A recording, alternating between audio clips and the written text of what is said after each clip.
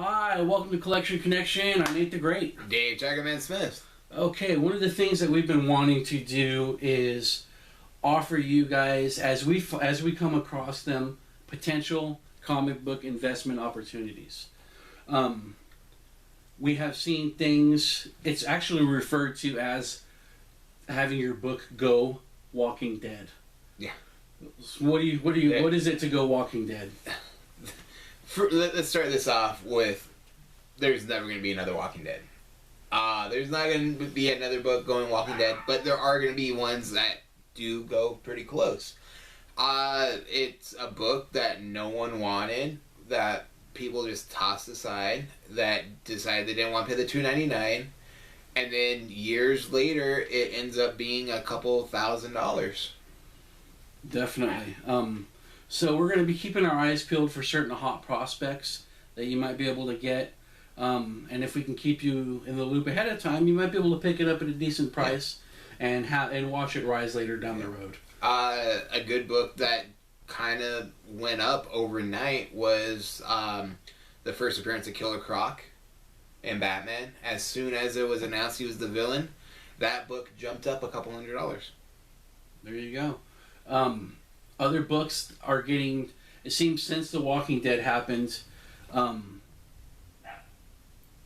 Hollywood has their eyes peeled for using comic books as an introductory medium for their stories to be released out there. And when this happens, you can have a $2.99, $3.99, even $4.99 book, raised tremendously.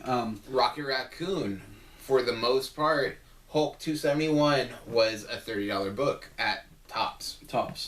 As soon as that movie came out, it jumped. It jumped a couple $100. And you see it happen with rumors coming. There was rumors with Revival. Yeah. It pushed that book up, and it's still holding a decent value on Revival. Hack and Slash, definitely. The Strain, definitely. Preacher is definitely a book to be looking at. Especially first appearances in it. As soon as that gets picked up for the TV show and they start making it, I believe they just actually casted it. Those books are going to probably jump. Definitely. So we want to just try to give you guys a chance to possibly get these books while you still can, and while they're reasonably priced. We had talked previously about Valiant and our reluctance to jump on Valiant's bandwagon. Not just our reluctance, but it seems like an industry-wide. They were out of business for years. They were a really big force in the 90s. They released such titles as a Harbinger, Rye and the Future Force, Bloodshot, and they had got some other titles from other companies like Turok, the Dinosaur Hunter, and I'm missing a big one. Turok, Valiant. You know who they are. Yeah. It's just been reported recently that they are in the works with a company in China. There were a company that was originally investing in the Marvel movies when they were released to start producing Valiant comics in movies. Yeah. And the first property that they're looking for they're looking to work with is Bloodshot. So at this point, Bloodshot, you can get the first appearance of Bloodshot at a very decent price, less than $100, even at slabs.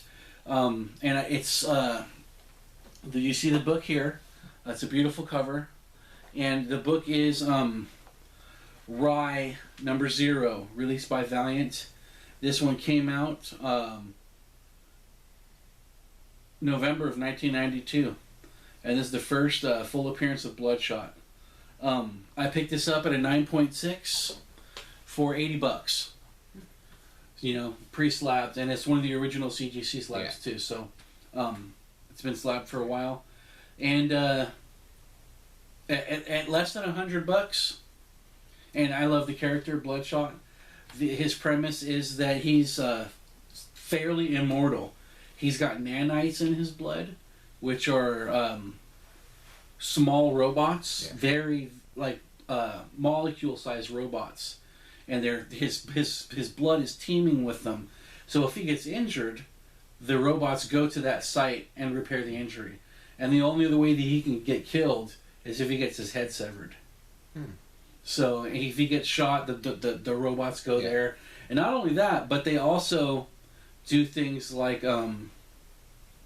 if he had birth defects or something like that, they just helped his body realize its full potential through building it up.